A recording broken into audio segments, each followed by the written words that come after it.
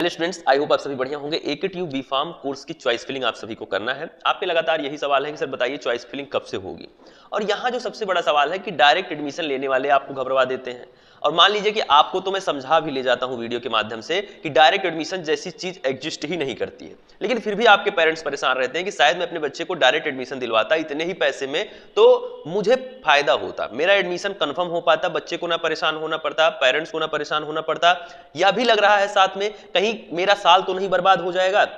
ये सवाल आपके मन में है और लगातार आप कमेंट में करते रहते हैं कि सर अगर मैं डायरेक्ट एडमिशन लेता तो मेरा साल ना बर्बाद होता, लेकिन शायद काउंसलिंग के चक्कर में मेरा साल बर्बाद हो रहा है। यही डाउट इस वीडियो में क्लियर करूंगा। सभी बात जो भी मैं इसमें करूंगा, जिन भी पॉइंट पर मैं चर्चा करूंगा, वीडियो को आप एंड तक देखेंगे, आप समझ पाएंगे कि आखिर आपका फायदा हो रहा है काउंसलिंग ना जिन्होंने करवाया है, जिन्होंने बिना काउंसलिंग के एडमिशन लिया है, डायरेक्ट एडमिशन जो लेकर गए उनका फायदा हो रहा है।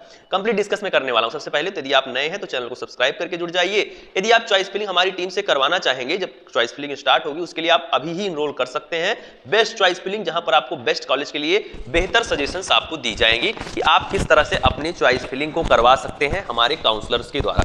चलिए डिस्कस करते हैं। जो पॉइंट आता है सबसे पहले वो ये आता है कि चॉइस फिलिंग करते टाइम जब यदि आप चॉइस फिलिंग करते हैं तो उसमें आपको किन चीजों का ख्याल रखना है। क्या कुछ कॉलेज आपको नहीं सो होंगे जहां पर डायरेक्ट एडमिशन हो चुका है?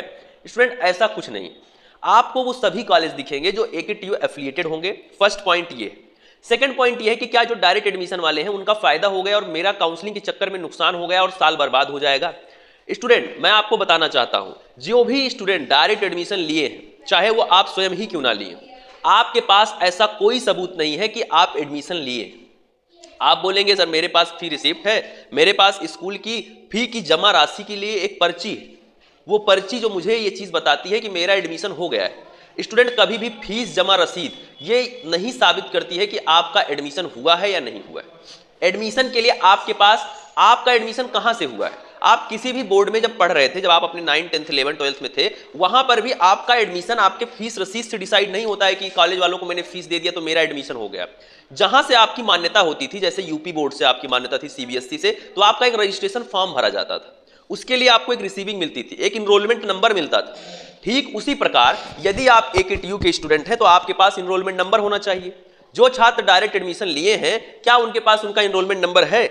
क्या उनके पास एडमिशन के लिए उनका एग्जामिनेशन फॉर्म भरा गया है? एडमिशन के लिए क्या उनके पास कोई भी एकेटीयू के द्वारा जारी किया गया पत्र जहां पर उनका नाम अंकित हो? एकेटीयू के स्टूडेंट वो हैं तो ये साबित कहां से होता है? आपका कॉलेज तो कुछ नहीं है, कॉलेज की क्या वैल्यू है? सब कुछ तो यूनिवर्सिटी डिसाइड करेगी, एडमिशन से लेके एग्जाम तक। आप कॉलेज की फीस रसीद रख के यदि आपने आपको स्टूडेंट घोषित किए हैं कि मैं डायरेक्ट एडमिशन वाला स्टूडेंट हूं, तो ये आपकी भूल है। और जो लोग ऐसा कह रहे हैं कि आप फीस जमा कर दीजिए, आप हमारे यहाँ के छात्र हो जाएंगे, आपका बीफार्म में एडमिशन हो जाएगा, तो इससे कतई साबित नहीं होता है। स्टूडेंट काउंसलिंग चाहे डायरेक्ट एडमिशन वाला हो या फिर काउंसलिंग से जो बच्चा जो एंट्रेंस एग्जाम के थ्रू जा रहा है, काउंसलिंग सबकी होगी। जो लोग डायरेक्ट भी एडमिशन लिए हैं उनका भी रजिस्ट्रेशन होगा आपके बाद, रजिस्ट्रेशन सबका होगा, इनरोलमेंट सबका होगा। क्लियर है बात? सबका काउंसलिंग प्रोसेस होगा। कोई ये नहीं कह सकता है कि मैं डायरेक्ट एडमिशन वाला हूं तो मेरा काउंसलिंग नहीं होगा। उसके लिए भी काउंसलिंग प्रोसेस रहता है, तभी वो यूनिवर्सिटी का छात्र माना जाता है। तो ये चीज आप लोग क्लियर कर लीजिए, अपने दिमाग से डाउट निकाल दीजिए कि आप डायरेक्ट एडमिशन नहीं लिए हैं और डायरेक्ट एडमिशन वाले आपसे आगे चले जाएंगे, तो ऐसा कुछ नहीं होगा। आपका भी एग्जाम डायरेक्ट एडमिशन वालों के साथ होगा, क्योंकि यूनिवर्सिटी ही एग्जाम करवाएगी। यूनिवर्सिटी जो रूल भी बनाएगी वो एग्जाम कराएगी, तो जो लोग काउंसलिंग से जा रहे हैं उनके हिसाब से एग्जाम कराएगी। आपका एडमिशन जनवरी महीने में हो रहा है तो आपका एग्जाम जो है वो अप्रैल तक जाएगा, मार्च अप्रैल तक। आपको 3 से 4 महीने का जो वक्त है वो आपको दिया ही दिया जाएगा आपके लिए, आपके एडमिशन में। तो ये चीज आप क्लियर रखिए अपने डाउट को, किसी भी तरह से डायरेक्ट एडमिशन वाला आपसे आगे नहीं निकल रहा है। ये डाउट आपका क्लियर होना चाहिए कि डायरेक्ट एडमिशन कोई विद्यार्थी यदि ले रहा है तो वो एकेटीयू का छात्र नहीं है, वो सिर्फ और सिर्फ क्या है कि कॉलेज वाले ने उसे फंसा रखा है। और कॉलेज वाले इस चीज़ के बारे में भी आपको बताते हैं, जो स्टूडेंट नए एडमिशन वाले हैं, न्यू एडमिशन है, उनको ये भी बताया जाता है कि आपका जो एडमिशन है वो आप लोग जब काउंसलिंग होगी तो आप भी रजिस्ट्रेशन कर लीजिएगा। तो एडमिशन का मतलब क्या है? जब हमको भी वही प्रोसेस करना है, बस यही कि आप कॉलेज में बैठ गए हैं, आपको मजा आ रहा है। यदि सत्र शून्य होता है, यदि ये सत्र शून्य होता है, यदि सेशन 0 होता है, तो जो लोग भी बीफार्म कोर्स में एडमिशन लिए हैं किसी भी कॉलेज में, एकेटीयू एफिलिएटेड किसी भी कॉलेज में, उनका भी सत्र शून्य होगा। मैं बता देना चाह रहा हूं, वो अपना पैसा फिर कॉलेज वालों से वापस मांगते रह जाएंगे।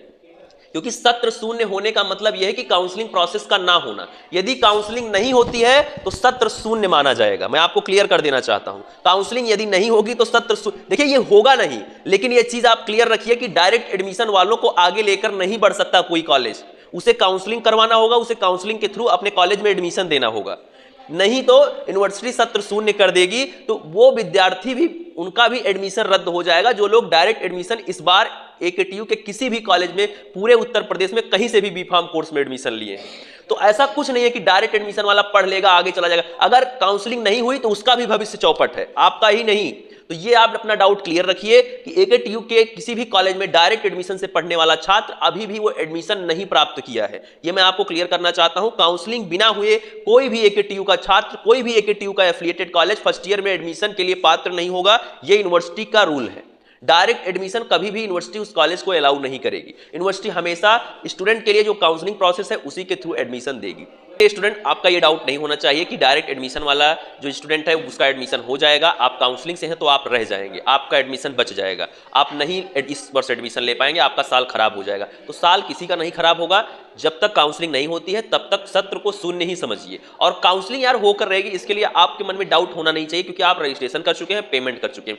यूनिवर्सिटी इतने बच्चों का पैसा रिफंड करने के लिए कैपेबल ही नहीं है। वो इतने बच्चों का पैसा वापस ही नहीं कर पाएगी। तकरीबन 20,000 से ज़्यादा छात्रों ने रजिस्ट्रेशन किया है, उसके लिए डाटा अभी जल्दी ही आपको मिल जाएगा। तो यहाँ पर क्या है कि आपकी जो एडमिशन प्रोसेस है वो इसी महीने, मैं आपको इस चीज़ क्लियर कर देना चाहता हूँ, इसी महीने स्टार्ट हो रहे हैं। इसी महीने आप लास्ट तक कॉलेज भी पहुंच जाएंगे। इसी महीने अभी स्टार्टिंग में ही आप समझिए 2nd to 3rd वीक में आप सभी के लिए क्या हो जाएगा, आपका जो काउंसलिंग के लिए जो चॉइस फिलिंग का प्रोसेस है वो आपका 3rd वीक तक कहीं ना कहीं उसके पहले ही स्टार्ट हो जाएगा। ये निश्चित तौर पर है कि 10 तारीख के बाद, जो 10 तारीख तक थोड़ा सा pharmacy council of India PCI की तरफ से कॉलेजेस के लिए एक तरीके से रखा गया है कि वो अपना सारी चीज़ रीसबमिट कर सकते हैं, जो भी डाटा वगैरह है। बाकी अप्रूवल का प्रोसेस पूरा हो चुका है, उसके लिए परेशानी नहीं है। तो आप ये डाउट अपना अपने दिमाग से निकाल दीजिए कि आपके एडमिशन ना होने से डायरेक्ट वालों का फायदा हो जाएगा, या आप भी डायरेक्ट लिए होते तो आपका फायदा हो जाता। तो जब तक काउंसलिंग नहीं होती है तब तक यूनिवर्सिटी किसी को भी, किसी भी बच्चे को अपना छात्र नहीं मानेगी। वो अलग बात है कि कोई कॉलेज डायरेक्ट एडमिशन दिया है, वो इसलिए देता है क्योंकि उसकी सीटें भरती ही नहीं है। फार्मेसी कॉलेज की पिछली वीडियो आप देखिए, उसमें मैंने बताया था कि लगभग सभी कॉलेजेस की 50% तक की सीटें वैकेंट रह जाती। काफ़ी कॉलेजेस की, जो बहुत अच्छे कॉलेज हैं, लगभग 40-50 कॉलेज हैं, वही अपनी सीटों को 100% भर पाते हैं। बाकी ये समझिए कि जो 50% कॉलेज हैं, लगभग आपको 600 से ज़्यादा कॉलेज मिलने वाले हैं इस बार। तो उन 600 से ज़्यादा कॉलेजेस में ये मान के चलिए कि 200 से 300 कॉलेज ऐसे होते हैं जिनकी सीटें 50% तक भी नहीं भर पाती हैं। तो उनकी मजबूरी है कि वो आपको डायरेक्ट एडमिशन देते हैं। जब काउंसलिंग हो जाएगी तो यूनिवर्सिटी क्या करती है, वो डायरेक्ट एडमिशन वालों को भी अप्रूव करती है, उनका रजिस्ट्रेशन करवाती है कॉलेजेस की तरफ से। जब उनकी सीटें, काउंसलिंग से जो सीट बच जाएगी वही डायरेक्ट से भरी जा सकती है।